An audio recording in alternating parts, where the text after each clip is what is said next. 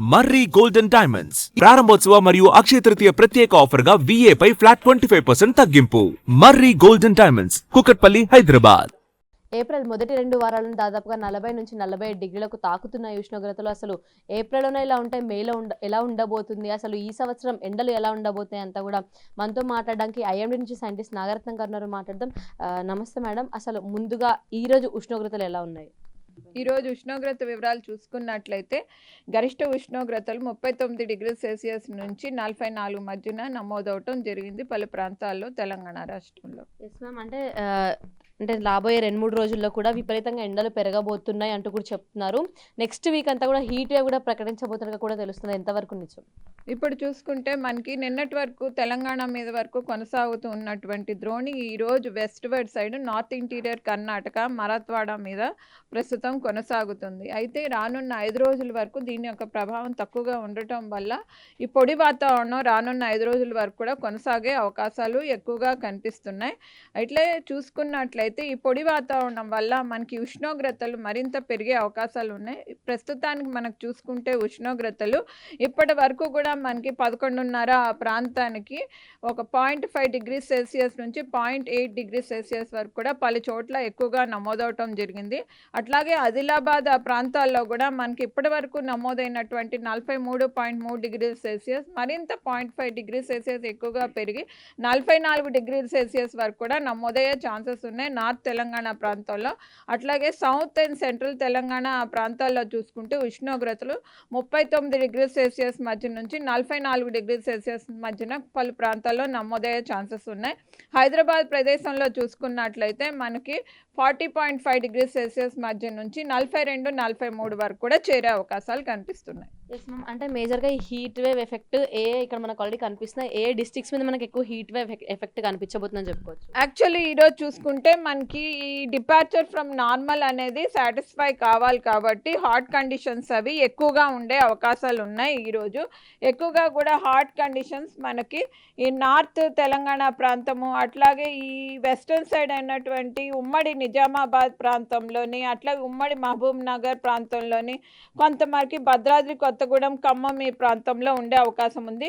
మిగతా ప్రాంతాల్లో కూడా మనకి 36 నుంచి 40 డిగ్రీల సెల్సియస్ మధ్యలో కూడా ఈ ఉష్ణోగ్రతలు నమోదయ్యే అవకాశాలు ఉన్నాయి. అయితే రేపటి నుంచి మనకి ఈ హీట్ వేవ్ కండిషన్స్ అవి కూడా ఎక్కువగా కూడా ఈ ఉత్తర జిల్లాల్లోని అలాగే ఖమ్మం భద్రాద్రి కొత్తగూడెం ఆ ప్రాంతాల్లోని రేపు 16వ తారీఖు నుంచి 17-18 వరకు కూడా కొనసాగే అవకాశాలు కనిపిస్తున్నాయి. ఎస్. ఇంకొకటి ప్రజలకు ఇప్పుడు పెద్దగా ఉన్న డౌట్ ఏంటంటే అసలు El Niño effect super El Niño effect ఏంటి అనేది నిజంగా ప్రజలకు ఒక డౌట్గా ఉంది. ప్రశ్న అసలు ఆ ఎఫెక్ట్ ఏంటి, దానికి సంబంధించి మనం ఎట్లాంటివి చూడబోతున్నాం రాబోయే రోజుల్లో? ఎల్నినో అనేది యాక్చువల్లీ మనకు చూసుకుంటే ఇది ఒక విపరీతమైనటువంటి చేంజెస్ వచ్చే ధోరణి అన్నమాట. పసిఫిక్ సముద్రం అనేది మనకి నార్త్ ఇండియన్ ఓషన్కి ఆనుకుని ఉన్నటువంటిది. అయితే ఈ పసిఫిక్ మహాసముద్రంలో ఉష్ణోగ్రతలు ఏవైతే ఉన్నాయో సీ సర్ఫేస్ టెంపరేచర్స్ అవి కాస్త అబ్నార్మల్ రైజ్ ఆఫ్ టెంపరేచర్స్ వస్తూ ఉంటాయి. So abnormal rise of temperatures వచ్చినప్పుడు నార్మల్ వాల్యూ కన్నా అధికంగా అక్కడ నమోదవుతున్నప్పుడు మనకి ఏవైతే ఉన్నాయో సీ సర్ఫేస్ వేవ్ మూమెంట్ కానీ కరెంట్స్ కానీ అవన్నీ కూడా చేంజెస్ అవి జరుగుతూ ఉంటాయి.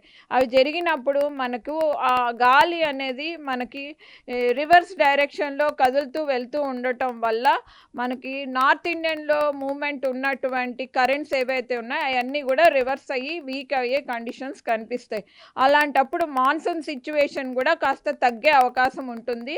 అంటే bay of Bengal currents as well as Arabian sea currents Indian ocean dipole negative positive రెండు కూడా కాస్త వీక్ అయ్యే ఛాన్సెస్ ఉన్నందున మనకి ఎల్నినో యొక్క ప్రభావం మనకి జూన్ నెల నుండి ఈ భారతదేశం పైన కాస్త అధిక ప్రభావంలో కనిపించే అవకాశాలు ఉంది. మనం ఇదే సమ్మర్ జూన్ వరకు జూలై వరకు కూడా కంటిన్యూ అవుతుంది. కొంచెం మాన్సూన్ మీద దీని ఎఫెక్ట్ కూడా ఉంటుందని చెప్పుకోవచ్చా? యాక్చువల్లీ మనం ఇంకా ఎప్పటికప్పుడు కూడా ఇవి చూస్తున్నాము రీసెర్చ్ వైజ్ కానీ ఈ మోడల్స్ ద్వారా. అది కూడా జూన్ నెల వచ్చేసరికి సపోజ్ మనకి ఆన్సెట్ ఆఫ్ మాన్సూన్ కానీ కేరళ ప్రదేశం అక్కడ మనకి కొంచెం వీక్ అయ్యి ఎర్లీగా లేకపోతే కనుక టైమ్లీగా లేకపోతే కనుక ఆ తెలంగాణ మీద కూడా ఆన్సెట్ అది మనకి డిలే అయితే కనుక అప్పుడు మనకి హీట్ వేవ్ డేస్ అవి పెరిగి టెంపరేచర్స్ అవి అధిక మోతాదులో నమోదయ్యే ఛాన్సెస్ ఉంటాయి. అందుకు జూన్ సెకండ్ వీక్ వరకు కూడా ఇట్లాంటి సిచ్యువేషన్ ఉంటే కనుక అప్పుడు కూడా మనకి టెంపరేచర్స్ రైజెస్ అవి కనిపించే అవకాశం ఉంటుంది. Right, thank you madam.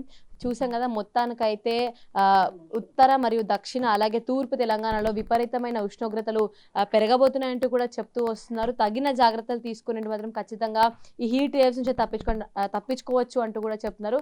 Camera person వినోద్తో Suchitha reporting from big TV Hyderabad.